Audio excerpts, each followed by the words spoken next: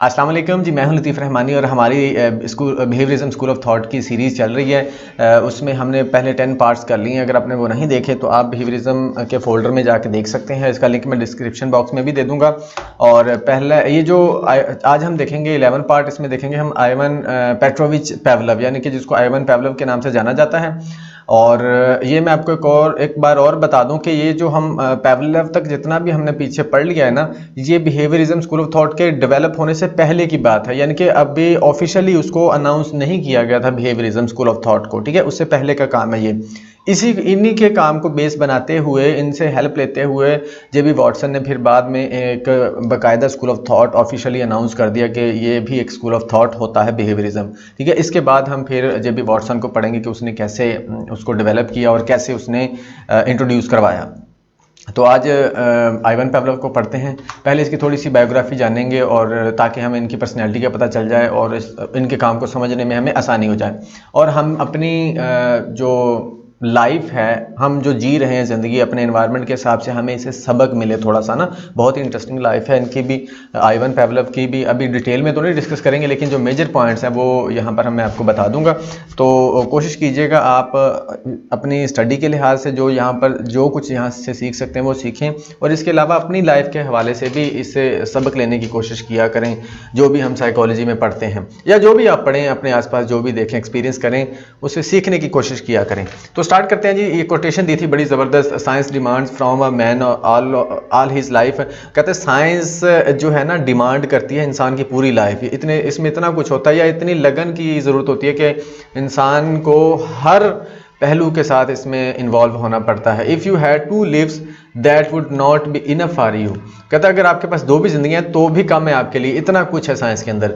Be passionate in your work and in your searching. अपने काम में पैशनेट रहें और सर्च करते रहें, ठीक है, लगन के साथ काम करते रहें। ये हमें लाइफ का भी वो एक लेसन दे के चले गए हैं पावलोव। आगे बढ़ते हैं जी, स्टार्ट करते हैं। पावलोव की थोड़ी सी हिस्ट्री देखते हैं। पावलोव वाज बॉर्न ऑन सितंबर 1418, यहाँ पर कॉमा आना था, चलो अभी लगा देते हैं, 1849 इन रियाजान, रशिया में पैदा हुए थे जी ये 1849 के अंदर। Pavlov obtained his degree in 1875 and began medical training। उन्होंने 1875 में डिग्री हासिल की। not to practice as a physician, वो फिजिशियन नहीं बनना चाहते थे, but in the hope of pursuing a career in physiological research। वो फिजियोलॉजिकल रिसर्च में अपना मतलब कि करियर बनाना चाहते थे, फिजिशियन वो नहीं बनना चाहते थे। उन्होंने डिग्री ली थी नेचुरल साइंसेज में। He studied in Germany for 2 years, 2 साल वो जर्मनी में रहे। देन रिटर्न, फिर वो पेटर्सबर्ग में वापस आ गए। काफ़ी अर्सा उन्होंने यहाँ पर लेबॉर्ट्री रिसर्च में असिस्टेंट के तौर पर काम किया, ठीक है। उसके बाद Pavlov was totally dedicated to his research. अच्छा, ये इंपॉर्टेंट चीज़ है कि ये अपनी रिसर्च को लेके बहुत डेडिकेटेड थे। ये जो पहली मैंने कोटेशन आपको बताई है ना, ये इनके काम से, इनकी ज़िंदगी से रिलेटेड है। इन्होंने बोला ना आपकी पूरी लाइफ चाहिए होती है साइंस के लिए, 2 लाइफ भी हैं तो वो भी कम है, इसके अलावा पूरी लगन से काम करें। तो वो अपनी रिसर्च को लेके, अपने मतलब के रिसर्च के काम को लेके बहुत पैशनेट थे। ये उनका पैशन था। He refuse to be distracted by practical matters such as salary, clothing और लिविंग कंडीशंस।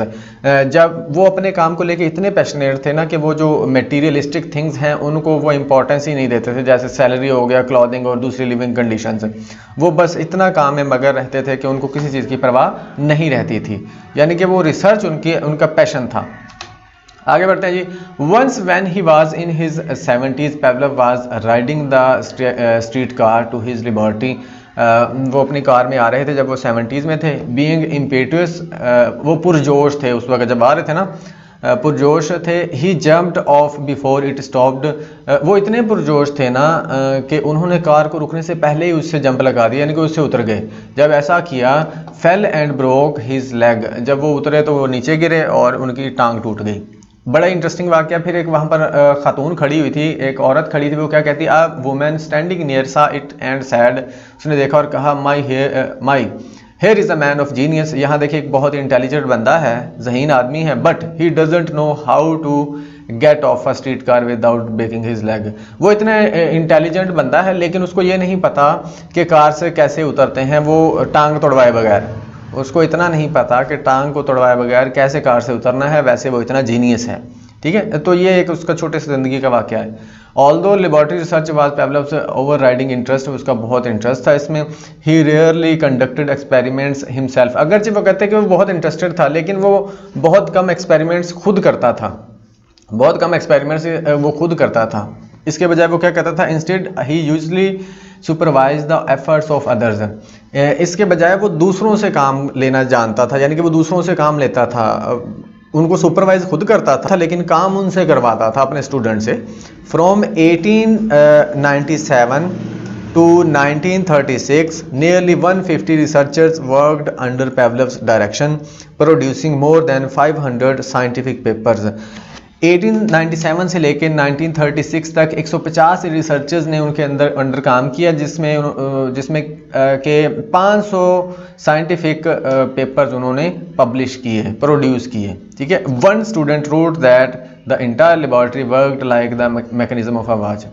एक स्टूडेंट का कहना था कि वो जो लेबॉर्ट्री में काम होता था ना, वो एक मैकेनिज्म ऑफ वॉच, एक घड़ी के मैकेनिज्म के तौर पर काम होता था, यानी कि एक हर चीज़ सिस्टमेटिक वे में हो रही होती थी और उसके बाद टाइम की पाबंदी भी हो रही होती थी। एक छोटा सा वाकया कि एक स्टूडेंट उनका लेट आया तो उन्होंने उसको बहुत डांटा था। वो कहते हैं जी रास्ते में फायरिंग हो रही थी, उसके स्टूडेंट ने लेट आया तो उसने बोला रास्ते में फायरिंग हो रही थी। वो कहता फायरिंग हो रही तो थी तो फिर क्या हुआ, आपको पहुँचना चाहिए था, यानी कि वो इन चीज़ों को लेकर भी वो बहुत स्ट्रिक्ट था। ठीक है, तो ये उसका थोड़ी सी लाइफ की आपको मैं बता रहा हूँ, ओवरव्यू दे रहा हूँ ताकि आपको चीज़ों को समझने में आसानी हो। आगे बढ़ते हैं। His wife Sara whom he married in 1881 में उन्होंने सारा नामी औरत से शादी की। Devoted herself to protecting him from mundane matters. अच्छा, अब उसको पता था कि इसका पैशन रिसर्च है, इसको किसी चीज़ की परवाह नहीं है, तो फिर उसने रिस्पॉन्सिबिलिटी ले ली कि बाकी सारे मामला इसके मैं देखूंगी। ठीक है, his indifference to finances is illustrated by the story that Sarah often had to remind him to collect his pay. वो मतलब कि अपनी तनख्वाह को, सैलरी को लेके इतना लापरवाह था कि उसको फिक्र ही कोई नहीं थी कि उसकी बीवी को बताना पड़ता था कि आपको जाके सैलरी ले आओ। वो उसको कहती थी कि आज जाके सैलरी ले आओ भाई, घर में कुछ नहीं है खाने पीने को। मतलब वो इतना बेपरवाह था, उसको कोई परवाह नहीं थी, इतना काम में वो पैशनेट था, मगन था। The पेवलव family lived in poverty until 1890। अच्छा, इसके हालात कुछ अच्छे नहीं थे। 1890 तक इसकी जो फैमिली है ना, वो पॉवर्टी में ही उसने ज़िंदगी गुजारी है। At the age of 41 Pavlov received an appointment as a professor of pharmacology at Saint Petersburg Military Medical Academy. जब वो प्रोफेसर लगे उस वक़्त तक उसकी जो फैमिली है वो गरीबी में ज़िंदगी गुजार रहे थे। जब वो प्रोफेसर लगा उस वक़्त थोड़े से उनके हालात ठीक हो गए। आगे बढ़ते हैं जी। Pavlov remained a scientist to the last. वो ज़िंदगी के आखिरी दम तक साइंटिस्ट रहा। ये बड़ा इंटरेस्टिंग है कैसे। He was accustom to practicing self observation whenever he was ill. वो खुद को भी ऑब्जर्व करता रहता था ना जब वो बीमार होता था। And the day of his death was not exception. और जब जिस दिन वो उसकी डेथ हुई उस दिन भी ये कर रहा था। वो कैसे कर रहा था? वीक फ्रॉम निमोनिया, उसको निमोनिया था। He called in a physician and described his symptoms. वो उसने फिजिशियन को बुलाया, डॉक्टर को बुलाया और अपने सिम्टम्स उसको बताए। My brain is not working well. उसने बोला कि मेरा दिमाग काम नहीं कर रहा। Obsessive feelings and involuntary movements appear. Obsessive feelings आ रही हैं और इनवॉलंटरी मूवमेंट्स हो रही हैं। उसके बाद mortification may be setting in. He discussed his conditions with the doctor for a while and then fell asleep. उसने ये सारी चीज़ें डिस्कस की उसके साथ, डॉक्टर के साथ, उसके बाद सो गया। अच्छा, when he awoke, जब वो उठा, Pavlov raised himself in bed and began to search for his clothes. वो उठा और उसने अपने कपड़े ढूंढने शुरू कर दिए। With the same restless energy he had shown all his life. उसी restless energy के साथ जो सारी ज़िंदगी वो शो करता रहा था, यानी कि वो अजीब सी उसकी हरकतें थीं। अजीब से कि मुराद कि वो हमेशा ही बेचैन रहता था, हमेशा क्यूरियस रहता था, हमेशा ही पैशनेट रहता था। It is time to get up, he explain. उसने बोला कि अब टाइम हो चुका है उठने का। ही help me, I must dress. उसने बोला कि मेरी हेल्प करो और मुझे कपड़े पहनने हैं। And with that he fell back on the pillows and died on 27 February 1936 in Leningrad. अब वो जब उठा उसने बोला कि मैंने कपड़े पहनने हैं, ये कह के वो लेट गया। जब वो लेटा तो फिर उसके बाद वो नहीं उठा, उसकी वहीं पर डेथ हो गई। उसकी थोड़ी सी स्टोरी थी लास्ट में ना, जब उसका जो आखिरी वक्त था, ये दोनों जो पैराग्राफ हैं ये उसकी लास्ट आखिरी दिन के पैराग्राफ हैं। आखिरी दिन के बारे में ये बताया गया इसके अंदर, तो मैंने कहा आपको बता दूं, शेयर कर दूं, थोड़ी सी चीज़ें पता होनी चाहिए इंसान को। कोई कभी पूछा जा सकता है या कभी माइंड में क्लिक कर जाती हैं चीज़ें, कुछ सीखने के लिए, कुछ समझने के लिए। अब देखते हैं जी, जो पेवलव हैं उनकी इंस्पिरेशंस कौन थे। He was inspired to pursue a scientific career by D.I. Pisarev. इनके एक तो नाम भी बड़े अजीब से होते हैं। Pisarev, a literary critic and natural science advocate of the time. और दूसरे जिनसे वो ये बता रहे हैं कि वो कौन थे, लिटरेरी क्रिटिक थे और नेचुरल साइंस एडवोकेट थे। उसके बाद है जो दूसरी इनकी इंस्पिरेशन थी, I.M. Sechenov, a Russian physiologist whom Pavlov described as the father of physiology, जो कि रशियन फिजियोलॉजिस्ट थे और इनको फादर ऑफ फिजियोलॉजी भी बोला है आइवन पेवलव में। ये भी इंपॉर्टेंट चीज़ है, पूछा जा सकता है कि I.M. सेचनव कौन थे। ठीक है, तो इन दोनों लोगों से ये इम्प्रेस थे, इंस्पायर थे। अब देखते हैं कि इनके पास अवार्ड कौन कौन से अवार्ड्स इनको मिले हैं। 1904 पेवलव was awarded a Nobel prize for his work in physiology में वर्क की वजह से इनको नोबेल प्राइज़ मिला 1904 में। ड्यूरिंग नोबेल प्राइज़ स्पीच ही इंट्रोड्यूस्ड कंडीशन रिफ्लेक्सेस, इन्होंने वहाँ पर कंडीशन रिफ्लेक्सेस के बारे में बताया। इन 1907 पेवलव was elected academician of the Russian academy of sciences. 1907 के अंदर रशियन अकेडमी ऑफ साइंसेज में एकेडमिशियन इलेक्टेड हुए। उसके बाद 1912 के अंदर Pavlov was awarded an honorary doctorate at Cambridge University ने उनको डॉक्टरेट की डिग्री से ऑनरेरी डिग्री से नवाजा 1912 के अंदर। 1915 Pavlov was awarded the Order of the Legion of Honour in Paris, और पेरिस के अंदर उनको ये वाला अवार्ड भी दिया गया 1915 के अंदर। ठीक है जी, तो ये थोड़ी सी इसकी शॉर्ट सी बायोग्राफी थी। आई होप कि आपको समझ आ गई होगी, और अगर आपको कुछ समझ ना आया तो उसको दोबारा से देख लें। अगर कोई क्वेश्चन हो तो आप कमेंट बॉक्स में कर सकते हैं।